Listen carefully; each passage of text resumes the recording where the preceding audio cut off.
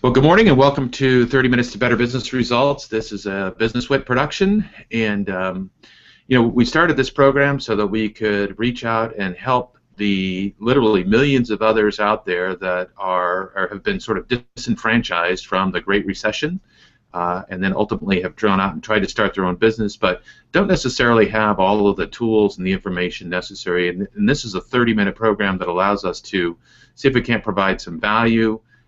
Give these people a little bit of help and make them a little bit more effective as their time goes by. Today we've got Miss Glamis Haro with us. I might have said that wrong. It might be Glamis Haro.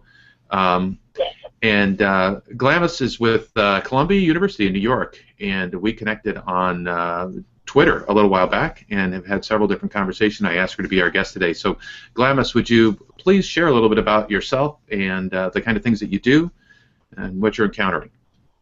Sure. Hi, everybody. My name is Glamis Haro. As John said, I work for Columbia University, a small business development center. Columbia University is our host university for the program that is managed by the state of New York. We provide assistance to small business owners in different ways. Number one is to help them to create an outstanding business plan, financial projections, marketing plan. Then we do an assessment if it is an existing business about what is it that they're doing right now and how can we improve. We put in place a plan for growth. And everything that we do here at Columbia SBDC, it is a free service. And it is not only, we're not only servicing the Columbia students, the MBA students, it is open also for the community and the public.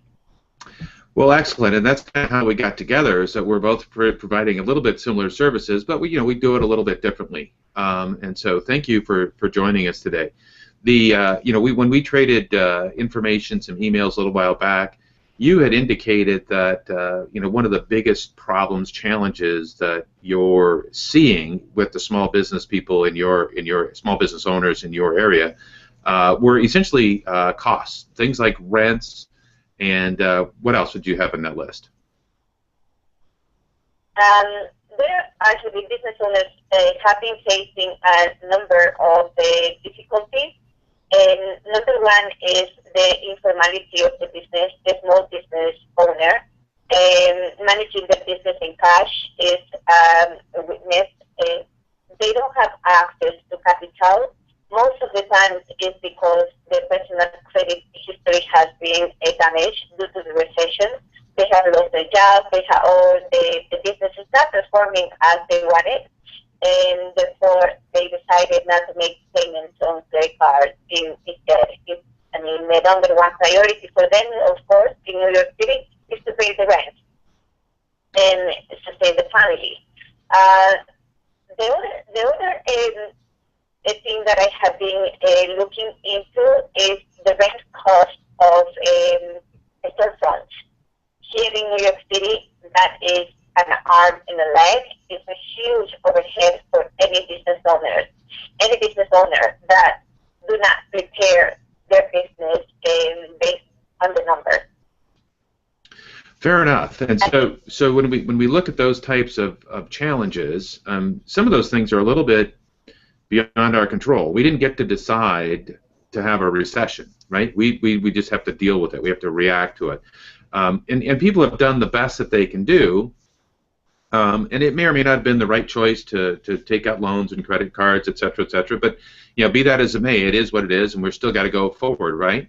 So one of the things I thought I might share with you a little bit, I've got one of two different things. One is sort of this the attitude that's necessary, right? So we can step back and we can say, hey, I can't do something because I don't have the capital, or I can't do something because the rent's too high or the expenses are too high. Now, I will tell you that one of the ways to look at it is say, listen, if I take a different approach, right? Being negative is often not really the solution. So if I take a slightly different approach, can I come up with some different answers that might allow me to move forward, even though I have these particular challenges.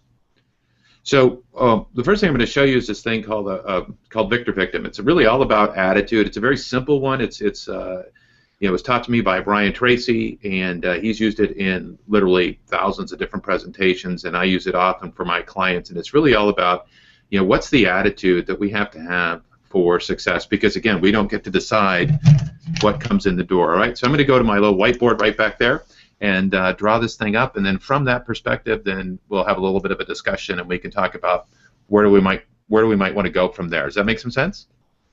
Sure. Okay. So again, one of the things we have to realize is that we don't get to decide what comes in the door. In a sense, Stephen Covey, who's a very noted author from a business standpoint, talked about stimulus and response, and all of life is stimulus and response. Some stimulant comes into us, and then we have to respond to it. And that space and time in between stimulus and response is really the difference between success and failure in many, many cases, right? How well do we use that time? Do we use that energy? Now, if we've planned out some different ideas and concepts in advance, then we might be able to use that time a lot more effectively. And in this particular case, this is sort of the attitude approach. And I use this with all of my clients. We're going to take a little line, we're going to draw it across the middle, and in this particular case, we're going to call it, this is sort of what we call the Victor Victim program, right? And so down here, we're going to have sort of the victim, and this is the person that always kind of complains and worries about the rent and worries about the costs and and just not a happy camper. And so we call this the victim, right? And what's important here is we understand the traits, the behavioral characteristics of the victim, right? So the first thing is that they have a tendency to blame somebody or something else every time something goes wrong, right? And that's one way to do it. And the other thing is every time something goes wrong, they have some sort of an excuse, right? Often they're very negative, and this is one that we see happening in a lot of ways, and especially for people that are struggling with cash flow and struggling with money, because they look at it and they say, I can't do something because I don't have any particular money. Sometimes they're in denial. They think everything's fine, but it's really not, right? And so say you're borrowing all your cash flow off of credit cards, you're making the monthly nut to a certain degree, but in the long run, the chickens are going to come home to roost, and you might have some problem, right? So that's a little bit of denial, because we don't have the cash flow or the revenue stream coming in to cover that. It might seem like we're okay, but we're really not. And then lastly is an attitude or a model called scarcity. And scarcity is that mindset. It's actually a very debilitating mindset that really says, I've got to chase every dollar I got. There's no time to do anything else. There's no time to learn or grow or get better or get more effective. And so the person gets kind of trapped into a little mindset, staying in the hamster wheel, so to speak, all day long. And they're worrying about the current issues as opposed to thinking about solutions for those particular issues. Exactly. All right? So we got, this is the victim mindset. Now, what's really important is let's take a look and see what's the victor mindset, right? So this is the guy that's up on top, and by the way, we know people out there. We all know people that have this kind of attitude, that have this kind of a response. But let's talk about what the victor attitude should be, right? And in many cases, this is going to be just the opposite, right? And in this particular case, positive, right? Right? Instead of negative, they're positive. I'm going to draw our little picture over here. And this is the guy with his chest out, and he's definitely got a vision towards the future, right? So positive, responsible for everything that goes on around them. They don't blame anybody else. They take action. They do something about it, right? So if something goes and they don't like it, then they decide to do something about it. Opportunity, right? In other words, they're looking at life as an opportunity. They're looking at different things. So when life throws you lemons, you make lemonade. There's a lot of different ways to do it. But there are people that turn failure into opportunity and failure into success all the time. And so that's this opportunity concept. Vision, right? They have a place they want to go, right? And they're willing to work hard for it. And then ultimately, excellence, right? Everything they do, they give it their best. So nothing half-baked, nothing half done, always done as well as they possibly can. Now remember that we have constraints, right? So sometimes we don't have a lot of money, so we have to do the best we can with the money that we have, or the time that we have, right? Sometimes we don't have a lot of time, so we have to do the best we can with the time that we have, right? And so these people always have this kind of attitude, and you can kind of imagine that this kind of attitude, this kind of approach, is really going to be a lot more effective at taking on the challenges that life throws our way, right? Because like I said, we don't get to decide what comes in the front door. It's really all about our response. It's how do we get a better activity, better response? How do we get a better result from the response, right? So if we decide we're going to have this attitude, much better chance of being successful than if we have this particular attitude, right? So let me ask you a question, Glamis. Do you think you can be up here, and we actually refer to this as being above the line, right? So we don't call people victors and victims, right? But we refer to this as being above the line. This is above the line behavior. Do you think anybody can be above the line 100% of the time? I mean, that is actually one of the most amazing traits or needed requirements of behavior from any business owner. But some business owners, they don't know their strengths and their capabilities, even economically, and they just decide to go on business and are not. And these are the ones that are actually the bottom line. But above the line, we have another group here of the business owners that are they meet all the criteria, being positive, and they excel almost at everything. They have the management, they have the experience, they have the basic accounting knowledge to manage their business by the numbers. And but let me ask you a question. For any of us, right? You know, I mean, I think we all agree that this is the right attitude. This is the right approach, right? But do you think you can have this attitude 100% of the time? Well, we are in business, definitely not, unless they have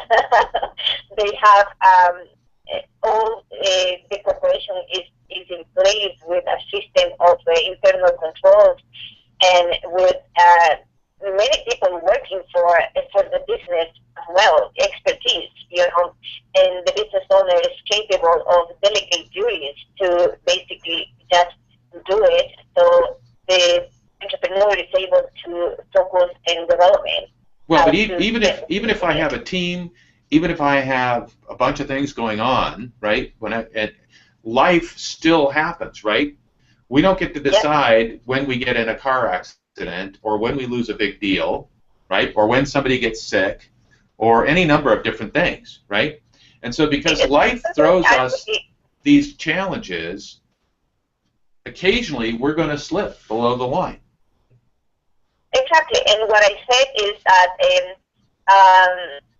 if a business owner is prepared for even eventualities, as you said, the business and the entrepreneur would not suffer. There is a plan in place for almost everything. Right, and yet, you know, again, life happens. We can't always be up here, so the key is to recognize when you end up in this particular space, and it doesn't matter whether you're the business owner or an employee or a person walking down the street. You know, if we have this attitude, the chances is to be a lot more successful, but life happens, and occasionally we'll find ourselves down here, and so what we have to do is, now that we're aware of this, we have to recognize that this is where we want to be, right? And then we have to start asking ourselves, how do we get back up here, right? Exactly. And for a lot of people, you know, if for some reason it's a really debilitating event, right? Again, somebody gets really sick, somebody passes away, there's all kinds of things that cause that, right? If we find that we can't get out of this space ourselves, right, what do we got to do? Then we need to have a plan in effect. We ask for help. We ask for help. We go get some help from somebody else, right? Because if we don't, exactly when they come to me. That's when they come to you. That's right. That's right. Right. Now, if you run into somebody, in this case, somebody comes in and says, "Listen, I'm feeling really bad. I got a bad, you know, yada yada yada." What are you going to do? You're going to help them, right? And for any one of us, you know, we're going to reach out and help this person to the best of our ability, right? Because we realize that You know, we'd like to have somebody help us when we're down here, so we're going to help them. And we get a different kind of an attitude and a different kind of response. It's not a handout, because we know that sometimes we need help, right? We need help to get back up here. Okay, so let's go back, right, and go back to the beginning of our conversation, where, you know, we've got some business owners that have got some debt, and they've got some capital issues, they've got some different things going on, right?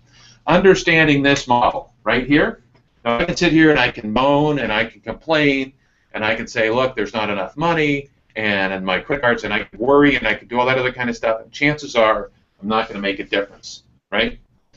But if I take this approach right up here, right, and I say I'm going to be positive, I'm going to take responsibility, and I look at opportunity, what are the things a business owner could do, especially when it comes to expenses? What's the number one thing that we can do to try to combat, you know, expenses? Right. What I will take a look at the profit and loss statement, number one, and then make a recommendation to see how much inventory they have on hand.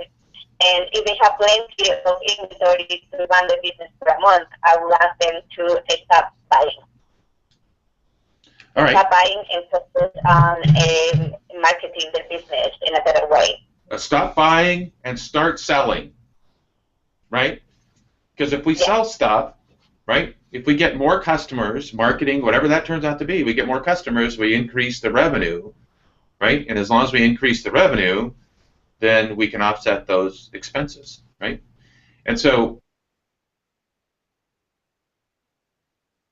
it's worrying about to focus in on how do I generate revenue for my business? How do I find more customers, right? And what are the ways that I could find more customers? Well, you know, when it comes to marketing, you know, there's thousands of different marketing opportunities, right? Some of them cost no money, right? You can walk around, you can talk to people, you can go to networking events, right? So in cases where you don't have money but you got time, you know, there's a way to go get customers, right? There are ways to do it inexpensively. We can with the internet is an amazing place where we can spend some time doing email marketing. We can do social media. You know, you can get your own social media accounts, and those can be 100% free, really. I mean, you don't have to pay anything for Facebook or a LinkedIn account or anything of that sort. You can begin to use those tools to develop your particular customers, right? So we look at doing those kinds of things. Now, the other thing is maybe you've got lots of people that you know might be interested in your product, but you're not able to convince them, persuade them, influence them to buy your product, right? To come to your store to buy your product to do your thing, right? So what we can do is we just talk about this. Well, it's a little different now. It's not about people don't know who I am and what we do. It's about persuading them that this is the ideal product, this is the ideal solution for them, right? And so we talk about another little process that will allow us to get better at communicating the value proposition so that they realize that this is the ideal solution. Maybe you got a bunch of customers that are already coming in the door, but gosh, if we could just get them to buy a little bit more stuff every time they come in the door. And in many ways, this is where the coupon process comes into place. A lot of people use different coupons, right? So if you come in the store, you buy a little bit more, you spend $25, you get 10% off. Is there some type of a coupon process that we can put in place that would allow the customers that are coming in the door, that are paying attention to us, to buy a little bit, to spend a little bit more, right? Or can we get them to come back to the store a little bit more frequently? This concept that I'm talking about is Brian Tracy's Way to Wealth, and this is available on the website and in the YouTube in some of the other sessions that I've done, if that's something that people are interested in doing. But ultimately, we can look at all of those kinds of things to generate more revenue. So out of those kinds of things, do you think it's more, and again, pick one of the customers that you're thinking about or one of your clients that you're working with, is it really about any one of those things, or is it about all of those things combined? We talk about all these things combined, and you're right. I mean, there are so many opportunities to market their business in a better way, but they have to do it, and they have to go out to the neighborhood and look for partnerships. according to the product, they will have to knock a lot of doors to invite them to purchase from them. And business owners, they have so many advantages, but they don't take by itself. I'm talking about if a business owner is a minority or a veteran and they are not certified, they can do business with the government, but they need to have this extra time to effort to get these certifications so they can do procurement with the government. And there's a lot of options for entrepreneurs, but they just sometimes don't know how to move ahead. Okay, great. Now, so two things are happening here, right? They don't know how, right? So they can stay down here and say it's not possible, right? Right? Because sometimes we have to go do things like knocking on doors isn't necessarily fun, but it can be very effective at generating revenue. And if generating revenue is the key to your success because your expenses are already covered, there's no way you can knock those down. Then we have to generate some more revenue, right? So they can look at it, and so what do you have to do? You have to go explore those opportunities. And if they don't know how, right? Again, it's not I can't, right? It's I don't know how. Then we say, how can I? So how would they learn how to do some of these other things, right? So if they had to learn, if they wanted to learn how to participate in government programs, they could certainly talk to you, and they could probably deal with a whole bunch of other resources. We've got this thing called the internet, and it's amazing. You can get pretty much whatever information you want anytime you want. But if they've got the right attitude, and that's kind of why I went to this one in the first place. This attitude is really the key. If we keep the victor attitude, right, we'll go out and we'll make things. And so instead of saying I can't, we change it and say how can I, even though this thing is in the way or that thing's in the way. We rephrase it into a how can I, because when we use the negative that says I can't, the other people use is I don't know. Okay, I don't is another negative word, right? If you say I don't know, we kind of just turn the light switch off, right? We turn it around and say how can I, which is a positive statement. Then we have an opportunity to create some solutions. So based on this information, right? Now you've got a bunch of different clients that you're working with, right? Yes. So based on this information and this attitude concept here, what are the 2 or 3 things that you're going to start to be able to share with your client with respect to this attitude and the behavior that we've talked about today? Well, I'm going to start sharing with them.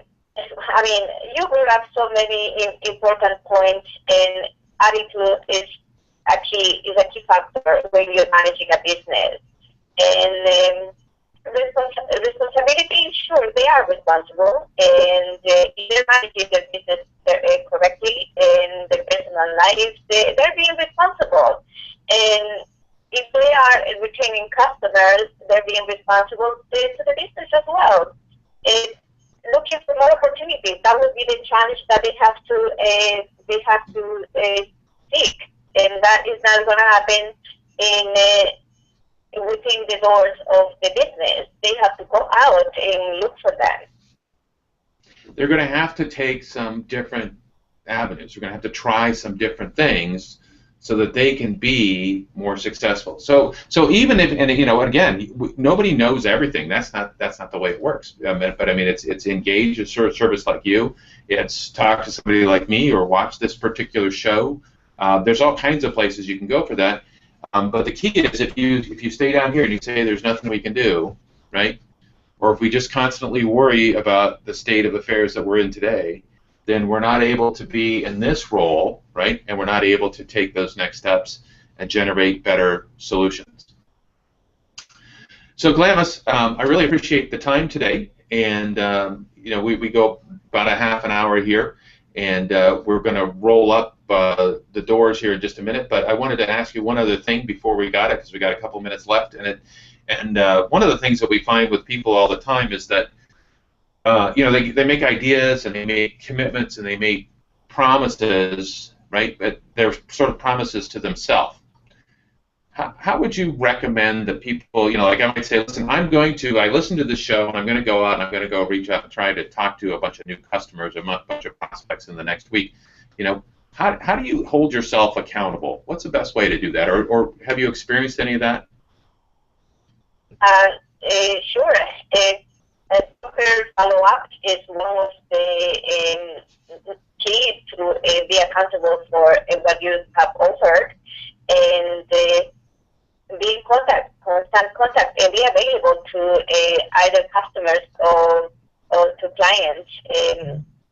For me, in my case, for example, what I do is my business, and I am accountable to my clients, and I have to make myself available whenever they need me. Be available to provide the advice with just to vent and talk.